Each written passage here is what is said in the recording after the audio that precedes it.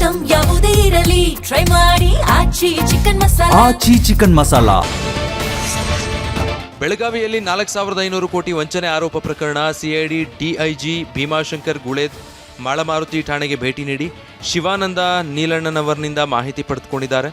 DIG ನೋಡ್ತಿದ್ದಂತೆ ಕೈ ಮುಗಿದು ಓಂ ನಮಃ ಶಿವಾಯ ಅಂತ ಶಿವಾನಂದ ಹೇಳಿದ್ದಾನೆ. ಆಗ ಡಿಐಜಿ ಶಿವಾನಂದನನ್ನ ವಿಚಾರಣೆ ಮಾಡಿದ್ದಾರೆ. ಯಾವ ಊರು, ಹೇಗೆಲ್ಲ ಹೂಡಿಕೆ ಮಾಡಿಸ್ಕೊಳ್ತಿದ್ದಿ, ಎಷ್ಟು ಜನರಿಂದ ಹೂಡಿಕೆಯಾಗಿದೆ ಅಂತ ಪ್ರಾಥಮಿಕ ಮಾಹಿತಿ ಪಡೆದಿದ್ದಾರೆ. ಇದೇ ವೇಳೆ market ACP Santosh Satyanayak, CPI BR Gaddekar, CID ಸಿಬ್ಬಂದಿ ಉಪಸ್ಥಿತರಿದ್ದರು. ಇಂದು ಆರೋಪಿ ಶಿವಾನಂದ ಹಸ್ತಾಂತರ ಕುರಿತು ಸ್ಥಳೀಯ ಪೊಲೀಸರ ಜೊತೆಗೆ ಚರ್ಚೆ ಮಾಡಲಾಗುತ್ತೆ. ಬೆಂಗಳೂರಿನ ತಣಿಸಂದ್ರದಲ್ಲಿ ಅಗ್ನಿ ಅವಘಡ ಸಂಭವಿಸಿದೆ. ಅಲಂಕಾರಿಕ ವಸ್ತುಗಳನ್ನು ಇಟ್ಟಿದ್ದ ಜಾಗದಲ್ಲಿ ಬೆಂಕಿ ಹೊತ್ಕೊಂಡಿದ್ದು ಥರ್ಮಾಕೋಲ್ ಹಾಗೂ ಪ್ಲಾಸ್ಟಿಕ್ ವಸ್ತುಗಳು ಸುಟ್ಟು ಭಸ್ಮ ಆಗಿದೆ.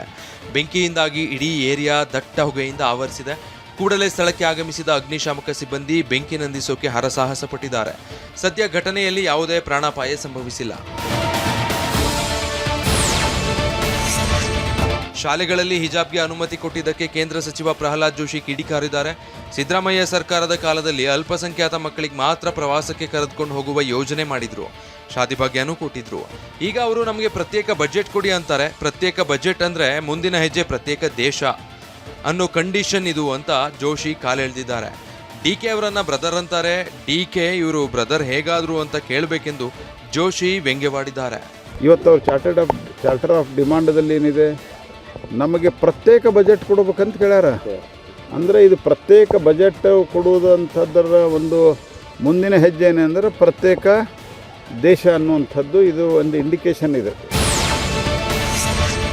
ಹಿಜಾಬ್ಗೆ ಅವಕಾಶ ನೀಡಿದ್ರೆ ನಾವು ಕೇಸರಿ ಶಾಲು ಹಾಕಿಸ್ತೀವಿ ಅಂತ ಯತ್ನಾಳ್ ಕಿಡಿಕಾರಿದ್ದಾರೆ. ವಿಜಯಪುರದಲ್ಲಿ ಮಾತನಾಡಿದ ಯತ್ನಾಳ್, ಎಲ್ಲ ಮಕ್ಕಳಿಗೆ ಕೇಸರಿ ತಿಲಕ ಹಾಕಿ ಕೇಸರಿ ಶಾಲು ಹಾಕಿ ಕಳುಹಿಸಿ ಎಂದು ಕರ್ನಾಟಕದ ಜನತೆಗೆ ಮನವಿ ಮಾಡ್ತೀನಿ.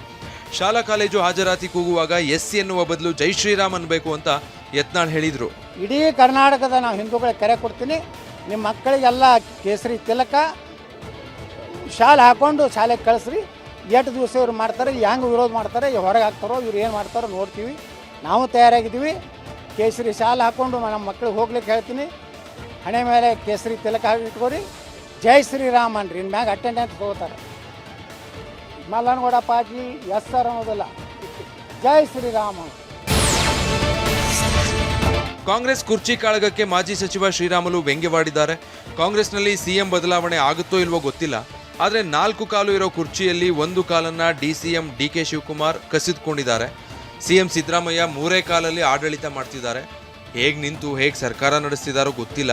ನಾನು ಸಿಎಂ ಆಗಬೇಕು, ನೀನು ಸಿಎಂ ಆಗಬೇಕು ಅನ್ನೋ ಚರ್ಚೆ ಮಾತ್ರ ನಡೀತಾ ಇದೆ ಅಂತ ಕುಟ್ಕಿದ್ರು.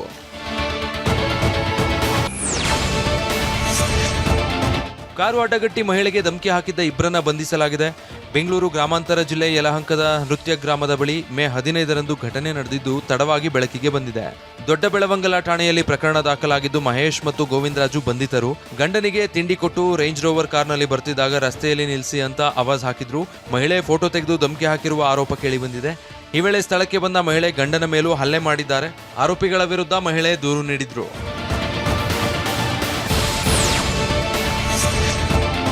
ಅಂಗಡಿ ಮುಂದೆ ನಿಲ್ಲಿಸಿದ್ದ ಬೊಲೆರೋ ವಾಹನವನ್ನೇ ಖದೀಮರು ಕದ್ದಿದ್ದಾರೆ. ಶಿವಮೊಗ್ಗದ ಹೊರವಲಯದ ಸೂಳೆಬೈಲು ವೃತ್ತದಲ್ಲಿ ಸ್ಪೀಕರ್ ಕಟ್ಟಿಂಗ್ ಅಂಗಡಿ ಮುಂದೆ ನಿಲ್ಲಿಸಿದ್ದ ವಾಹನವನ್ನ ಕದಿಯಲಾಗಿದೆ.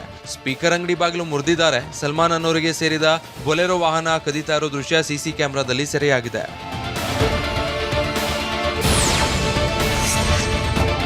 ತುಮಕೂರಲ್ಲಿ ಔಟರ್ ರಿಂಗ್ ರೋಡ್ ವಿರೋಧಿ ಕೂಗು ಮತ್ತೆ ಹೆಚ್ಚಾಗಿದೆ. ವಿರೋಧದ ನಡುವೆಯೂ ಅಧಿಕಾರಿಗಳಿಂದ ಭೂಸ್ವಾಧೀನ ಆದೇಶದ ನಡೆಗೆ ರೈತರು ಅಸಮಾಧಾನ ವ್ಯಕ್ತಪಡಿಸಿದ್ದಾರೆ. ಮೇ 19ರಂದು ತುಮಕೂರಿಗೆ ಸಿಎಂ ಸಿದ್ದರಾಮಯ್ಯ ಆಗಮಿಸ್ತಾ ಇದ್ದಾರೆ. ಅವರ ಜೊತೆ ಚರ್ಚೆಗೆ ಅವಕಾಶ ನೀಡುವಂತೆ ಸಮಿತಿ ಮನವಿ ಮಾಡಿದೆ. ರಾಷ್ಟ್ರೀಯ ಹೆದ್ದಾರಿ ಪ್ರಾಧಿಕಾರ ಉದ್ದೇಶಿತ ಯೋಜನೆಗೆ 70% ಕೃಷಿ ಭೂಮಿ ಔಟರ್ ರಿಂಗ್ ರೋಡ್ ರಸ್ತೆಗಾಗಿ ಭೂಸ್ವಾಧೀನಕ್ಕೆ ನಿರ್ಧರಿಸಲಾಗಿದೆ. ಇದರಿಂದ ಭೂಮಿಯನ್ನೇ ನಂಬಿದ್ದ ರೈತರು ಬೀದಿಗೆ ಬರಲಿದ್ದಾರೆ ಅಂತ ಕಿಡಿಕಾರಿದ್ರು.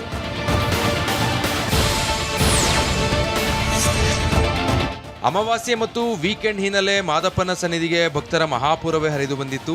ಚಾಮರಾಜನಗರ ಜಿಲ್ಲೆ ಮಲೆಮಹದೇಶ್ವರ ಬೆಟ್ಟಕ್ಕೆ ರಾಜ್ಯದ ವಿವಿಧೆಡೆಯಿಂದ ಬಂದ ಭಕ್ತರು ವಿಶೇಷ ಸೇವೆ ಸಲ್ಲಿಸಿದ್ರು. ಮಾದಪ್ಪನಿಗೆ ಚಿನ್ನದ ರಥ, ಬೆಳ್ಳಿ ರಥದ ಸೇವೆ ಮಾಡಿಸಿ ಪ್ರಾರ್ಥಿಸಿದ್ರು. ಹುಲಿ ವಾಹನ, ರುದ್ರಾಕ್ಷಿ ಮಂಟಪ, ಬಸವರಥ ಸೇರಿದ ವಿವಿಧ ಸೇವೆ ಸಲ್ಲಿಸಿದ್ರು.